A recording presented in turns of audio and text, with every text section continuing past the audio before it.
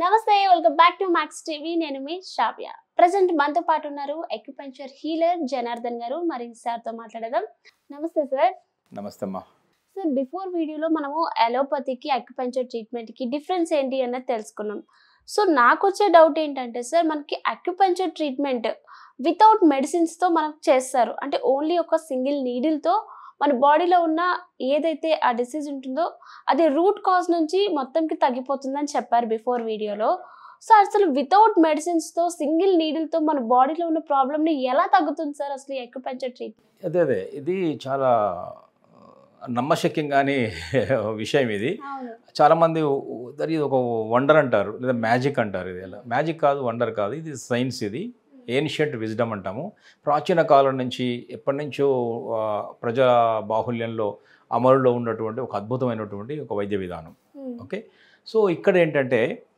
ఒక నీడిల్ కాదు single needle అంటే ఒక సిస్టమ్ ఉంది అలా కాకుండా మల్టీ నీడిల్ కూడా ఉంది అంటే ఒక 10 నీడిల్స్ వేయచ్చు 15 వేయచ్చు 20 వేయచ్చు బట్ అన్ని పై పొరలను ఉంటాయి నీడిల్ ఎలా వేస్తారంటే చాలామంది ఇది కూడా భయం ఉంది సెప్టిక్ అవుతుందేమో బ్లడ్ వస్తుందేమో అక్కడ ఏమైనా ఇన్ఫెక్షన్ అవుతుందేమో బాగా పెయిన్ఫుల్గా ఉంటుందేమో ఏమీ ఉండదు అట్లాంటి ఏమీ ఉండవు ఇప్పటికీ చాలా వందల వేల సంవత్సరాల నుంచి ఇది ఇంప్లిమెంటేషన్లో ఉంది దాదాపు 160-170 దేశాల్లో ఉంది ఆక్యుపంక్చర్ అందుకని సెకండ్ లీడింగ్ ఆఫ్టర్ అలోపతి అని చెప్తున్నాం సో అందుకని చాలా సేఫ్ సిస్టమ్ ఇది ఒకసారి వాడిన నీడిల్ని ఇంకోసారి వాడరు ఒకరికి వాడిన నీడిల్ని ఇంకొకరికి వాడరు ఓకే అయితే ఇది కూడా ఎలా వేస్తారంటే ఆ స్కిన్ యొక్క పై పొరల్లోనే ఉంటుంది అంటే ఎందుకు పై పొరల్లో ఉంది అంటే మన ఎలక్ట్రోమాగ్నెటిక్ ఎనర్జీ ప్రకృతిలో ఉన్న ఎనర్జీని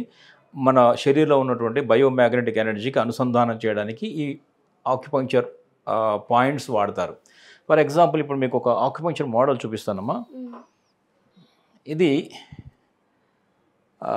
చూసారా ఇది ఆక్యుపంక్చర్ ఒక హ్యూమన్ బాడీ మోడల్ అంటాం దీన్ని మీరు అబ్జర్వ్ చేస్తే ఇవన్నీ కూడా లైన్స్ కనిపిస్తున్నాయి ఇలా లైన్స్ ఉన్నాయి పైనుంచి కింద ఎలా ఉంది చూసారా పైనుంచి కింద నుంచి పైన అన్ని లైన్స్ మన టో టు హెడ్ ఆపాద మస్తకం అంటాం పాదాల నుంచి మస్తకం దాకా ఆపాద మస్తకం దాకా అన్నీ కనపడదు చేతుల్లో కూడా ఉన్నాయి బాడీలో ఉన్నాయి వీపులో కూడా ఉన్నాయి కదా సో ఇవన్నీ ఏంటంటే వీటిని ఏమంటామంటే శక్తి ప్రసార మార్గాలు మన శరీరం మీద ఉంటాయి అందరి శరీరం మీద కూడా ఈ శక్తి ప్రసార మార్గాలు ఉన్నాయి కానీ మనకు కనపడవు అసలు శక్తి కనపడదు కదా కరెంట్ కనిపిస్తుందా ఎనర్జీ అనేది కనపడదు కాబట్టి మనకు కనిపించవు బట్ ఆ ఎనర్జీ ఫ్లో వల్లనే మనం మాట్లాడగలుగుతున్నాము నడవగలుగుతున్నాము కూర్చోగలుగుతున్నాము అరిగించుకోగలుగుతాం తినగలుగుతున్నాం ఏ పని చేయాలన్నా కన్ను మూసి తెరవాలన్నా కూడా ఎనర్జీ కావాలి సో ఆ ఎనర్జీ పాత్వేస్ అంటాం వీటిని ఏమంటాం అంటే ఇంగ్లీష్లో మెరిడియన్స్ అంటాం ఆక్యుపంక్చర్ మెరిడియన్స్ అంటాం అంటే ఆక్యుపంక్చర్ శక్తి ప్రసార మార్గాలు ఇవి పైనుంచి కిందకి కాకుండా లోపల కూడా వెళ్తాయి మధ్యలో నుంచి బయటకు వస్తాయి అలా కాకుండా లోపల కూడా వెళ్తాయి అంటే ఇంటర్నల్ ఆర్గాన్స్ లైక్ ఇప్పుడు heart lungs stomach small intestine large intestine liver kidney ఈ ఇంటర్నల్ బ్లాడర్ ఈ ఇంటర్నల్ ఆర్గాన్స్ కూడా కనెక్ట్ అయి ఉంటాయి ఈ ప్రసార మార్గాలు అందుకే ఫర్ ఎగ్జాంపుల్ ఇక్కడ ఒక పాయింట్ వేసామనుకోండి ఇది డైరెక్ట్గా it can connect lung and large intestine ఇప్పుడు ఇక్కడ ఒక పాయింట్ సెకండ్ టో దగ్గర ఒక పాయింట్ వేసామనుకోండి డైరెక్ట్గా స్టమక్ వెళ్ళిపోతుంది అది స్ప్లీన్కి వెళ్తుంది అందుకనే ఇక్కడ ఏ పాయింట్ మనం ఆక్యుపంక్చర్ ప్రెషర్ చేసినా కూడా అది ఇంటర్నల్ ఆర్గాన్స్ని స్టిమ్యులేట్ చేయగలుగుతుంది సో ఇట్లా ఎన్ని పాయింట్స్ ఉన్నాయి ఇవన్నీ వీటిని ఏమంటాం మనం అందరికీ తెలియవు కాబట్టి మర్మ బిందువులు అన్నారు మర్మ అంటే సీక్రెట్ అని అర్థం సీక్రెట్ కదా మర్మం అంటే సీక్రెట్ కదా రహస్య బిందువులు సీక్రెట్ పాయింట్స్ ఉన్నాయి ఇవన్నీ కూడా ఆక్యుపంక్చర్ పాయింట్స్ అంటాము వీటిలో ఈ పాయింట్స్లో మనము స్టిమ్యులేట్ చేయడం ద్వారా ఇలాంటి ఒక జిమ్మి ఉంటుంది లేదా ఒక నీడిల్తో కూడా చేయొచ్చు బట్ ప్రేక్షకులు అయితే నీడిల్ వేసుకోవడం కుదరదు కాబట్టి జిమ్మితో ఇలాంటి ప్రెషర్ జిమ్మి ఉంటుంది లేదంటే ఫింగర్తో కూడా ప్రెషర్ చేసుకోవచ్చు ఇందాక చెప్పినటువంటి ఆక్యుపంక్చర్ పాయింట్స్ లోపల మేజర్ పాయింట్స్ ఇంకొకటి ఉంది ఇన్ని 361 పాయింట్స్ ఉన్నాయి ఇవన్నీ కూడా ఇప్పుడు ఈ ఆక్యుపంక్చర్ పాయింట్స్ అన్ని కూడా బాడీలో హ్యూమన్ బాడీలో 361 ఉన్నాయి సో అన్ని ఆక్యుపంక్చర్ పాయింట్స్ మనం వాడక్కర్లే వాటి తీవ్రతను బట్టి సింగిల్ నీడిలా మల్టీ నీడిలా అనేది అలా వాడుతూ పోతాం అయితే ఈ ప్రెషర్ చేయడం ద్వారా ఆ పర్టికులర్ ఆర్గాన్ యాక్టివేట్ అవుతుంది, ఆ అనారోగ్య సమస్యకు పరిష్కారం దొరుకుతుంది. సార్ మీరు ప్రెజర్ పాయింట్స్తో మనకి ప్రాబ్లం అనేది తగ్గుతుంది అన్నారు. బట్ మనకి ప్రతి ప్రాబ్లంకి, హెల్త్ ప్రాబ్లంకి మెడిసిన్ అనేది యూజ్ చేస్తారు కదా సార్. మరి మెడిసిన్ యూజ్ చేయకుండా మనకి బాడీలో రిజల్ట్ ఎలా కనిపిస్తుంది సార్? కరెక్ట్. ఇది దీని బ్యూటీ ఏంటంటే ఈ సిస్టంలో ఉన్నటువంటి ఒక అద్భుతమైన అంశమే ఔషధాలు లేని వైద్యం. ఔషధాలు లేకుండా చికిత్స జరుగుతుంది. అంటే మందులు అంటూ ఉండవు. ఎందుకు ఉండవు అంటే ఆక్యుపంక్చర్ ఏం చెప్తుందంటే ఆహారమే ఔషధం అని చెప్తుంది. మనం తీసుకునే ఆహారంలోనే ఔషధ గుణాలు ఉన్నాయి, అదే ఔషధం అంటుంది. శరీరమే వైద్యుడు అంటుంది. మన శరీరంలోనే ఒక వైద్యుడు ఉంటాడు, ప్రతి శరీరంలోనే ఒక వైద్యుడు ఉంటాడు, ఆయన పేరే ఇమ్యూనిటీ. ఆ వైద్యుడు మన శరీరానికి కలిగే అనేక రుగ్మతల్ని, వ్యాధుల్ని తగ్గించుకుంటాడు, అలాగే రాకుండా కాపాడుకోగలుగుతాడు. అదే రక్షణ వ్యవస్థ. వచ్చినా కూడా తగ్గించుకోగలుగుతాడు. ఆయనకి ఏం చేయాలంటే మనం కావాల్సిన వాతావరణాన్ని ఇవ్వాలి. అంటే ఏంటి? సరైన ఆహారం ఇవ్వాలి. ఆహారం ఇవ్వడం ద్వారా ఆ లోపల ఉన్న రక్షణ వ్యవస్థకు లేదా వైద్యునికి సరైన వాతావరణం ఏర్పడుతుంది. శరీరానికి, మనస్సుకు వ్యాధులు అంటకుండా రాకుండా చూడగలుగుతాడు. ఒకవేళ వచ్చిన వాటిని కూడా బయటికి పంపగలుగుతాడు ఆ లోపల ఉన్నటువంటి వైద్యుడు. సో ఆహారాన్నే ఔషధంగా మేము భావిస్తున్నాం ఇక్కడ. సో ఆహారం ఎప్పుడు తినాలి, ఎంత తినాలి, ఎలా తినాలి అనే అనేక విషయాలు ఉన్నాయి. అంటే ఆహారం ఎందుకు అంత ఇంపార్టెన్స్ అంటే ఇప్పుడు చాలా విధానాల్లో చూడండి ఆహారంతోనే చెప్తున్నారు. చాలామంది చెప్తున్నారు మిల్లెట్స్ తినండి, చాలా వ్యాధులు తగ్గుతున్నాయి అని చెప్తున్నారు. తర్వాత వెజిటేరియన్ పూర్తిగా వెజ్ తినండి అని కొంతమంది చెప్తున్నారు. కొంతమంది నాన్ వెజిటేరియనే తినండి, వెజ్ వద్దు అని కొంతమంది చెప్తున్నారు. ఎవరు ఏం చెప్పినా కూడా అందరూ ఆహారం గురించి చెప్తున్నారు. లేదా కొంతమంది జ్యూసులు తాగని అంటున్నారు. లేవగానే ఈ జ్యూస్ తాగండి, గంట తర్వాత ఇంకొక జ్యూస్ తాగండి, ఆ తర్వాత మధ్యాహ్నం ఇంకో జ్యూస్, ఇలా చూస్తుండగా మనం అంటే కొంచెం జ్యూసులు తాగిన ఆహారమే కదా. ఓకే, వెజ్ అయినా నాన్ వెజ్ అయినా ఆహారమే కదా. సో మిల్లెట్స్ అయిన ఆహారమే కదా. ఇంతకు అలోపతిలో కూడా ట్యాబ్లెట్ వేసుకోవడానికి ముందు ఆహారం తిన్న తర్వాత ట్యాబ్లెట్ వేసుకోమంటున్నారు. సో ఆహారం అనేది ఇంపార్టెంటే కదా. వాళ్ళు కూడా చెప్తారు ఆహారం ద్వారానే వస్తుందని. ఇంకొక విషయం గమనించాల్సిన విషయం ఏంటంటే మన వ్యాధుల్ని తగ్గించాలంటే లేదా గాయాల్ని మాన్పాలంటే మనకు సఫిషియెంట్ రక్తం, బ్లడ్ అంటూ ఉండాలి.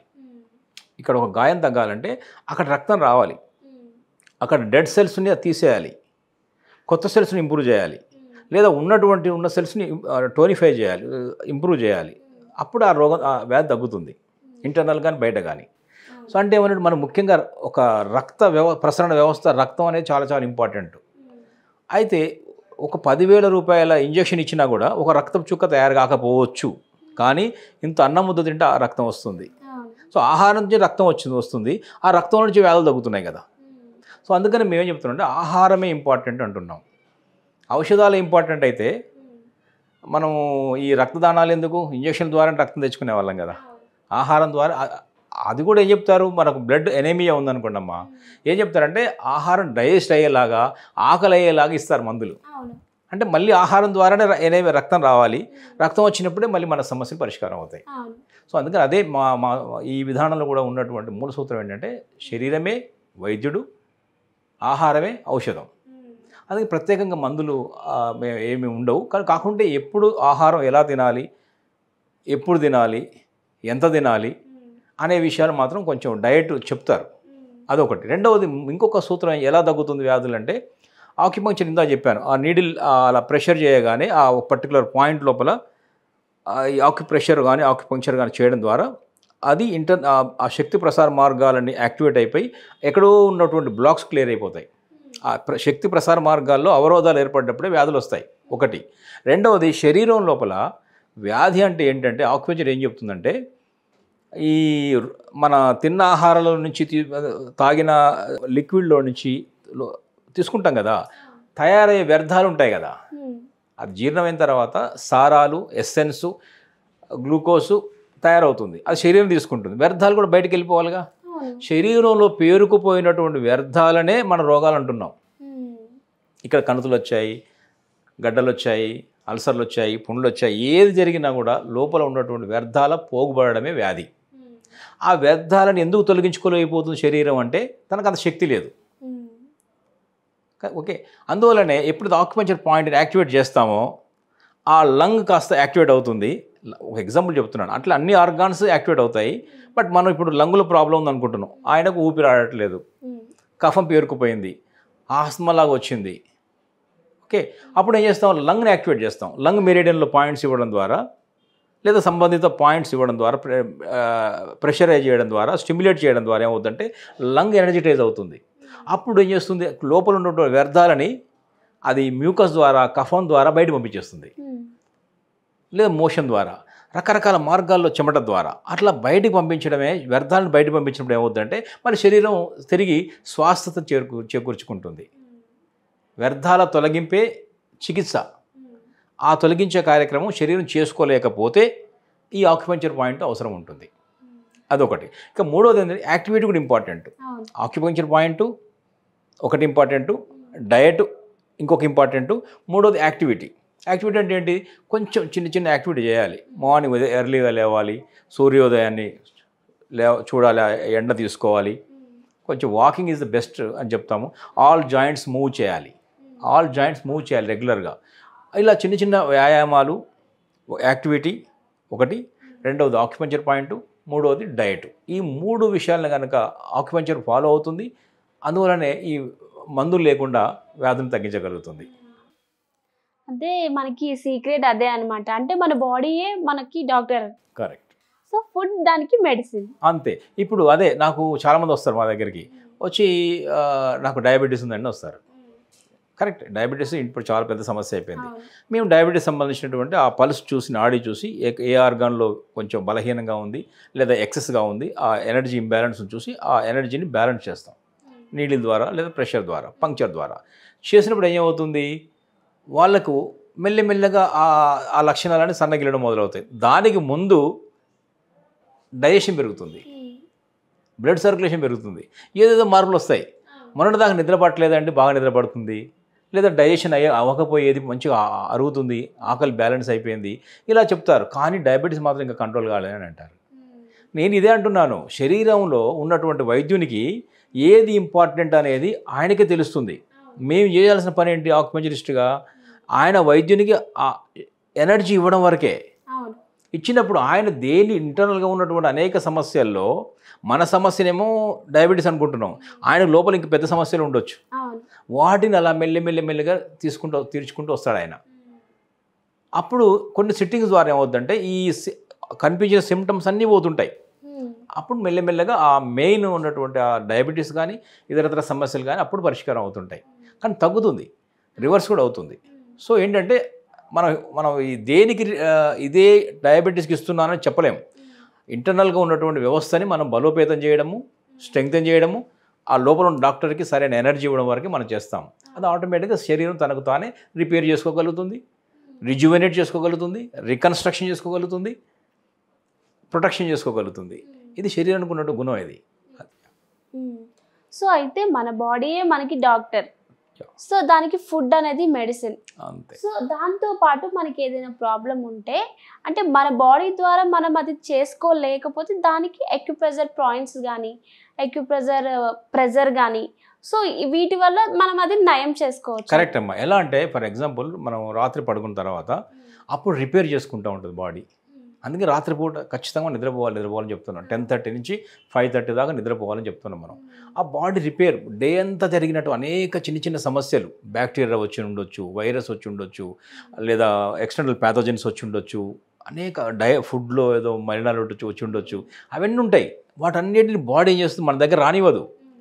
లోపల ఉన్న డిఫెన్స్ మెకానిజం, రక్షణ వ్యవస్థ ఉంటుంది కదా, టప్ప అందని కాల్చిపారేస్తుంది, అది సెట్ చేసేసి ఆ మలినాలు తయారవుతాయి కదా, అవి ఏమవుతాయి, తెల్లవారేసరికి పుస్సులు వచ్చేస్తాయి, ముక్కు రెడీ అయిపోతుంది, చెవుల్లో కూడా ఒక్కొక్కసారి వస్తుంది, నాలుగు మీద పేరుకుపోతుంది, మోషన్ రెడీ అయిపోతుంది, యూరిన్ రెడీ అయిపోతుంది, స్వెట్ వచ్చేస్తుంది. తెల్లవారేసరికి అన్ని ఆ వ్యర్థాలను బయటికి పంపించి శరీరం అలా బార్డర్లో పెడుతుంది.